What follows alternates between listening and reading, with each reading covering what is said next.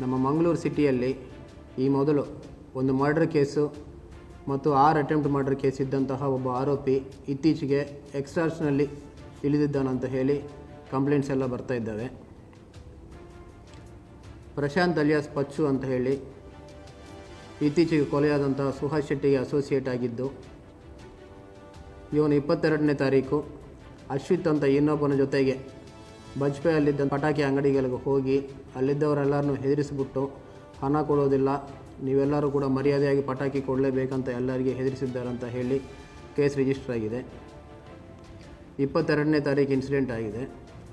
ಅಂಗಡಿಯವರೆಲ್ಲರೂ ಕೂಡ ಹೆದರ್ಕೊಂಡು ಸ್ವಲ್ಪ ಅವರಿಗೆ ಧೈರ್ಯ ಬಂದ ಮೇಲೆ ನಿನ್ನೆ ರಾತ್ರಿ ಕಂಪ್ಲೇಂಟ್ ಕೊಟ್ಟಿದ್ದಾರೆ. ಇದರ ಆಧಾರದ ಮೇಲೆ ಕೇಸ್ ಆಗಿದೆ. ಈ ಎಕ್ಸ್ಟಾರ್ಷನ್ ಕೇಸಲ್ಲಿ ಪ್ರಶಾಂತ್ ಮತ್ತು ಅಶ್ವಿತ್ ಅಂತ ಇಬ್ಬರು ಆರೋಪಿತರಿದ್ದಾರೆ. ಈ ಅಶ್ವಿತ್ ಮೇಲೆ ಈ ಮೊದಲು ಯಾವುದೇ ಕೇಸ್ ಇಲ್ಲ. ನಾವಂತೂ ಎಲ್ಲರಿಗೆ ಭಾಳ ಕ್ಲಿಯರಾಗಿ ಈ ಮೊದಲೇ ಹೇಳಿದ್ವಿ, ಈಗಾಗಲೇ ಪ್ರಕರಣದಲ್ಲಿ ಇದ್ದಂಥವ್ರ ಜೊತೆಗೆ ಯಾವುದೇ ಪ್ರಕರಣ ಇಲ್ಲದವರು ಸುಮ್ಮನೆ ತಿರುಗಬೇಡ ಅಂತ ಹೇಳಿದ್ವಿ. ಸರಿಯಾಗಿ ಕೇಳಿಸಿದ್ದಂಗೆ ಕಾಣ್ತಾ ಇಲ್ಲ, ಯಾರಿಗೆ ಕೂಡ ತೊಂದರೆ ಇಲ್ಲ.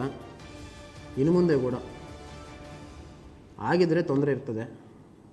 ಆಲ್ರೆಡಿ ಕೇಸಸ್ ಇದ್ದವ್ರ ಜೊತೆಗೆ ತಿರುಗಾಡಿದರೆ ನಿಮಗೆ ತೊಂದರೆ ಆಗ್ತದೆ.